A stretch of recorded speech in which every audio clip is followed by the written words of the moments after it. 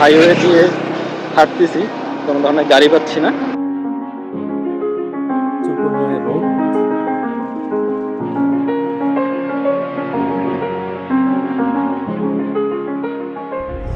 আসসালামু আলাইকুম। আজকের যাত্রা হচ্ছে বাসবিহীন যাত্রা। ঈদের সময় প্রত্যেকটা সময় প্রচুর পরিমাণে রাস্তায় ভিড় থাকে। আমরা এবার একটু ডিফারেন্ট চিন্তা করলাম যে লোকাল পথে যাওয়া যায় কিনা। বাসবিহীন যাত্রা, বাসবিহীন গ্রাম থেকে শহরে। আমরা ঢাকা শহরে যাচ্ছি, এখন পর্যন্ত আমি বা কোনো জায়গায় বাসে ট্রাভেল করি নাই। আমাদের প্রত্যেকটাই জায়গায় যে আমরা এক স্থান থেকে অন্য স্থানে এসেছি, সেটি হচ্ছে ইজি বাইক কিংবা হচ্ছে মাহেন্দ্র বা অন্যান্য লোকাল যে যানবাহনগুলো আছে সেখানে। আমরা যাত্রাপথে অনেকগুলো স্টেশন পার হয়েছি এবং বর্তমান যেই জায়গাটা আছি এটা হচ্ছে গোপালগঞ্জ। এবং গোপালগঞ্জে আমরা যে মডেল যে মসজিদ আছে সেই মসজিদের সামনে অবস্থান করতেছি। আমরা এখানে দুপুরে নামাজ পড়ব। নামাজ পড়ার পরে এর পরবর্তীতে আমাদের পরবর্তী যে গন্তব্য ওখানে আমরা যাব। এখন পর্যন্ত আমাদের যাত্রায় সর্বমোট খরচ হয়েছে 270 থেকে 300 টাকার মতো। বাট আপনি যদি ডাবল হন বা আপনার কাছে যদি ব্যাগ বেশি থাকে তাহলে আমাদের এই পদ্ধতি অবলম্বন করবেন না। আপনি যদি সিঙ্গেল হন আমাদের মতন, কাঁধে একটা ব্যাগ থাকে, তাহলে আপনি লোকাল পথে যাত্রা করতে পারেন। চলুন তাহলে যাওয়া যাক পরবর্তী গন্তব্য।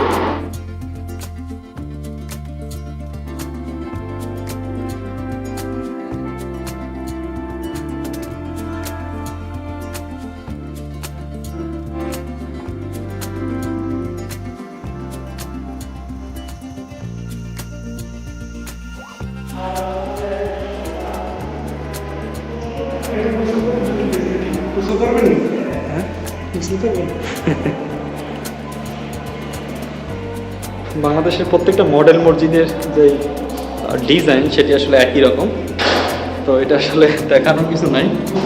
যেহেতু সব মসজিদগুলোর মডেল একই রকম, এই জন্য আমরা বেশি একটা শ্যুট নিচ্ছি না এখান থেকে।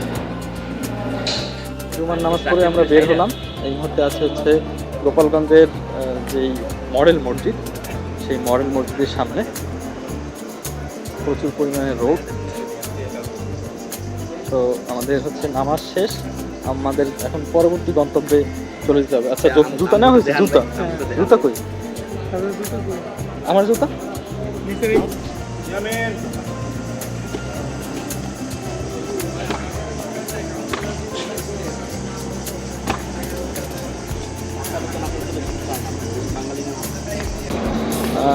গোপালগঞ্জ অলরেডি শেষের দিকে বলা যায়। এখন আমাদের পরবর্তী যে স্টেশন আছে সেখানে যাব, গিয়ে দুপুরের খাওয়া দাওয়া সেরে এরপরে হচ্ছে আমাদের পরবর্তী গন্তব্য। হ্যাঁ, অবশ্যই দেখা যাবে। How are you? Okay.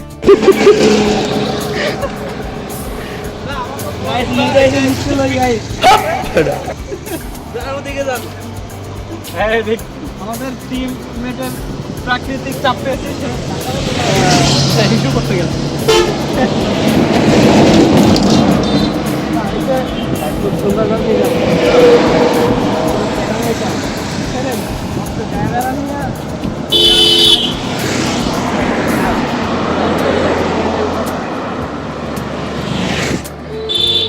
আমরা এই মুহূর্তে হাইওয়ে দিয়ে হাঁটতেছি, কোনো ধরনের গাড়ি পাচ্ছি না।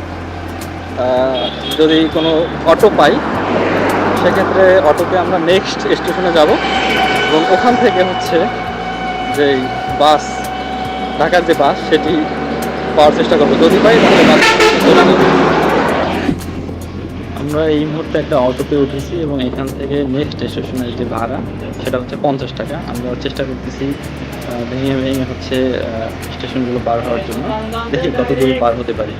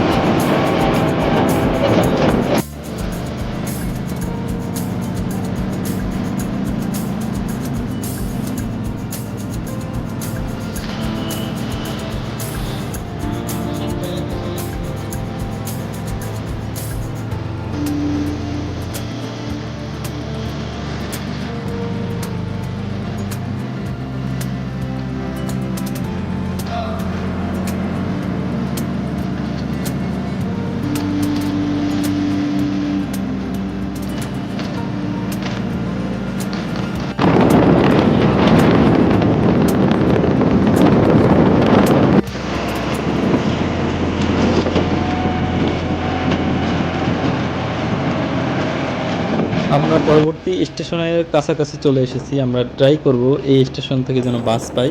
যদি পাই তাহলে উঠে পড়ব, তার কারণ এরপরে আর বাস পাওয়ার সম্ভাবনা নেই।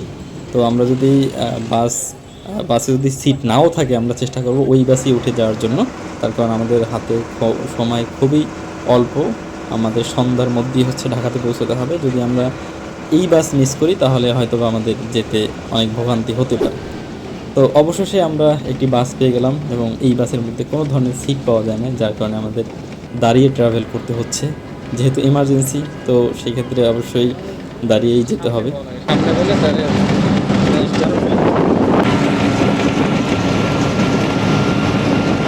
তো অবশেষে কয়েক ঘন্টা জার্নি করার পরে ঢাকা এসে পৌঁছালাম। আজকের জার্নিটা কষ্ট হলেও বেশ মজা হয়েছে। আমরা অনেক কিছুই হয়তোবা ক্যামেরায় ক্যাপচার করতে পারি না। তো এই জার্নিতে আমাদের সর্বমোট খরচ হয়েছে পার পারসন 650 করে, এবং খাওয়া দাওয়া নিয়ে হয়তোবা 800 850 টাকার মতন। তো অ্যাভারেজে বেশি একটা টাকা খরচ হয় না। তো আজকের ভিডিওটি এ পর্যন্তই। সবাই ভালো থাকবেন, সুস্থ থাকবেন। আসসালামু আলাইকুম।